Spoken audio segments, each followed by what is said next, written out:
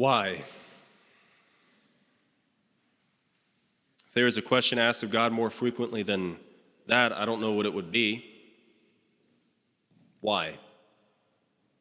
A wife and mother is diagnosed with terminal breast cancer who will, in a year's time, leave behind a grieving husband and children. Why? A young girl is diagnosed with a brain tumor, threatening to steal her life at still a tender age. Why? A self-employed man who truly loves God and does what he can to honor him can't find work. Why? High school student struggles trying to make friends. Why? Cowboy fans are wondering, why? Whenever difficulty, hardship, or disaster comes our way, most of us are quick to lift our heads to heaven and cry out, why? It's strange, though, isn't it? The blessings we experience on a daily basis don't provoke the same question. How many of us, when getting something like an unexpected raise, do we count our good fortune? Or do we raise our eyes to heaven and cry out, why? A young student who is blessed with athleticism that they do not deserve, do they take it for granted? Or do they ask, why?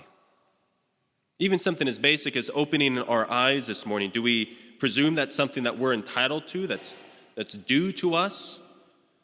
Or did we perceive God's incredible generosity and ask him why? Maybe God wants us to ask him why. Maybe he wants us to ask him why he has done all that he has done for us. Ask me why.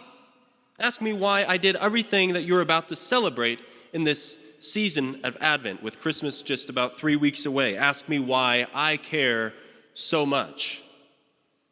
Ask me why I leapt down from heaven to be born of the Virgin Mary.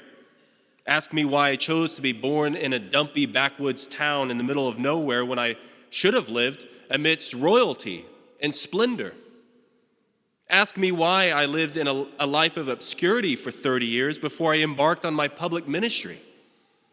Ask me why I chose a life of rejection and isolation, being scorned, called a blasphemer, being called the devil himself. Ask me why I allowed one of my best friends to betray me.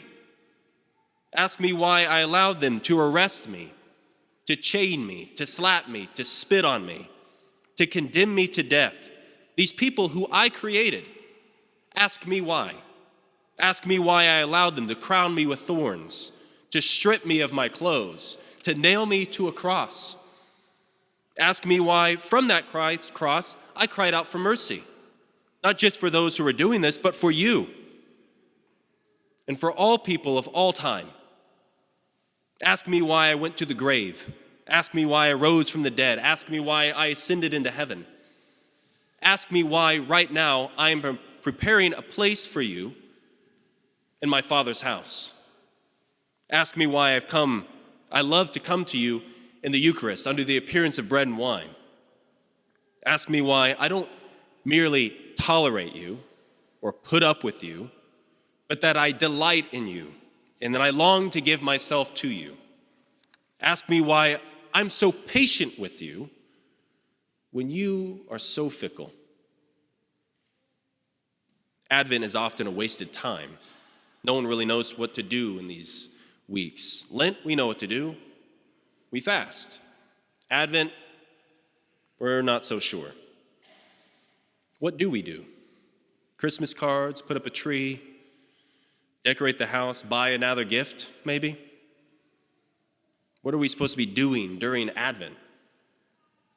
These are the days we are to ask God to fill our hearts with wonder and awe as we prepare once again for the fact that God came to us in the flesh. Someone once wrote, "Nothing is more dangerous than getting used to what is magnificent." Have you and I gotten used to Christmas?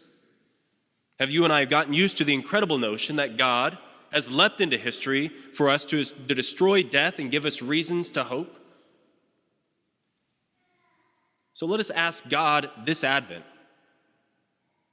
why? Why he has done all the things that he has done for us. And let us wait for him to answer.